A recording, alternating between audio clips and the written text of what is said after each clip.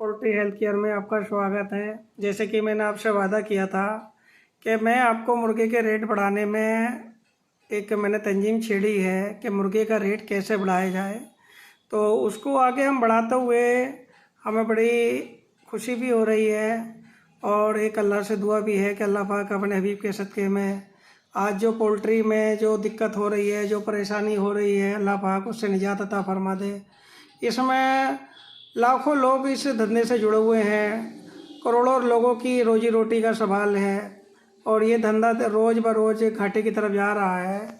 तो हमने अभी कल एक लोगों से बोला था कि आप हमें जो है इसके बारे में थोड़ा सुझाव दीजिए। तो उसमें एक सुझाव सबसे बढ़िया आया है रिजवान साहब का और मैं उनका तहे दिल से शुक्रिया करता हूँ और मैं उनको इस बात की मुबारकबाद देता हूँ। कम से कम उन्होंने हमारा इस तंजीम को बढ़ाने में उन्होंने हमारा साथ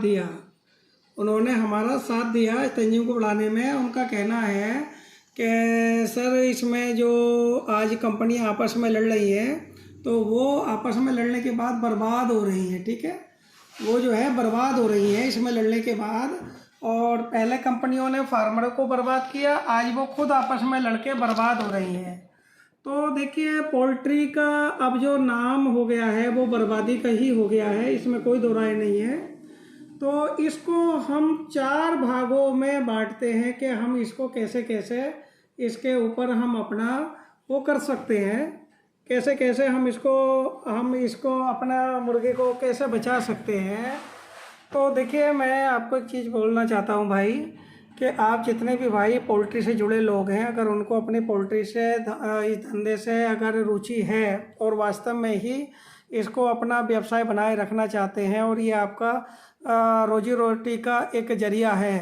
बेशक अल्लाह रोजी देता है लेकिन रोजी रोजगार जो होता है वो एक जरिया होता है, रोजी देने वाला तो बेशक अल्लाह ही है।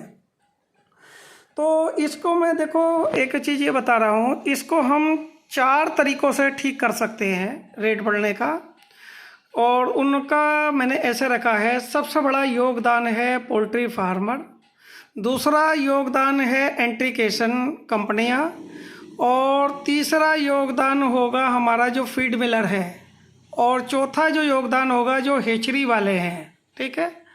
तो वो अगर हम सब मिलके एक प्लेटफार्म बनाते हैं तो इंशाल्लाह हम इस रेट को 2 से 3 महीने में बढ़ा लेंगे, ठीक है। उनको ज़्यादा कुछ नहीं करना है, फार्मर को सिर्फ सपोर्ट करना है। जिस तरीके से रिजवान साहब ने बताया कि कंपनियों का ओवर प्रोडक्शन है, आपस में इंटीग्रेशन कर रही हैं और कंपटीशन कर रहे हैं तो इससे घाटा हो रहा है, तो उनकी बात में दम है। ये हमारे एक जो हमने जो नया फार्मूला निकाला है इस फार्मूले में शामिल है।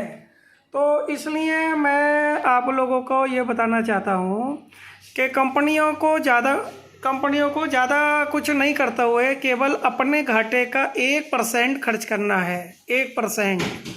फार्मरों को ज़्यादा कुछ नहीं करना है, आपको उनको खाली ये करना है कि उनको केवल एक दिमाग लगाना है कि हमें इसकी डिमांड कैसे बढ़ानी है, वो तरीका हम बताएंगे आपको।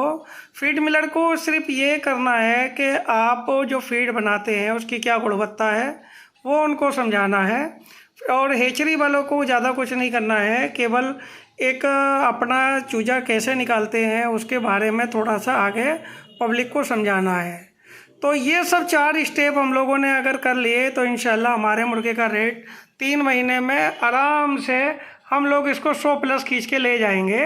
लेकिन इस तरीके से काम नहीं चलेगा जिस तरीके से आप लोगों ने सुस्ती की है। हमारा वीडियो लगभग 500 लोगों ने देखा, लेकिन कमेंट जो किया है वो चंद लोगों ने किया है, और कामयाब जो है वो बस एक ही बंदे का है, रिजवान साहब का, बाकी किसी का कामयाब नहीं है। आप अपने विचार ज़रूर रखें और बताएं कि हमको इसको कैसे करना चाहिए जो हमारा मुर्गे का रेट बढ़ सके, या मुर्गे का डिमांड किस तरीके से बढ़ा सकते हैं। उसमें हम फार्मरों के हक़ की बात करेंगे, उनके रेट की बात करेंगे। अगर ये रेट नहीं बढ़ेगा तो फार्मर को भी कुछ नहीं मिलने वाला। धीरे धीरे ये पोल्ट्री इंडस्ट्री ख़त्म की तरफ जा रही है, बर्बादी की तरफ जा रही है। और लगभग मैं मानता हूँ पोल्ट्री इंडस्ट्री में 85% जो काम है वो बैंक का ही शेयर है, बैंक के लोन है। आज अब उन लोनों को चुकाने में बैंकों को अब दिक्कत होने लगेगी। तो इस चीज़ को बचाते हुए हम लोगों को कुछ ना कुछ ठोस कदम उठाने पड़ेंगे। आप अपने ज़्यादा से ज़्यादा सुझाव दें ताकि मैं कल को एक वीडियो बनाऊंगा किसमें किसकी क्या भूमिका रहेगी, ये मैं कल बताऊंगा। लेकिन अभी एक सुझाव के ऊपर मैं नहीं बता सकता, तो इसलिए आप ज़्यादा से ज़्यादा लोग अपने सुझाव दें ताकि हम अपने सुझाव आगे बढ़ाएँ। और किसको क्या जिम्मेदारी रहेगी वो मैं अगली वीडियो में बताऊँगा। बस इसी के साथ मैं अपनी बात ख़त्म करता हूँ। अस्सलाम वालेकुम, नमस्कार, जय हिंद, जय भारत।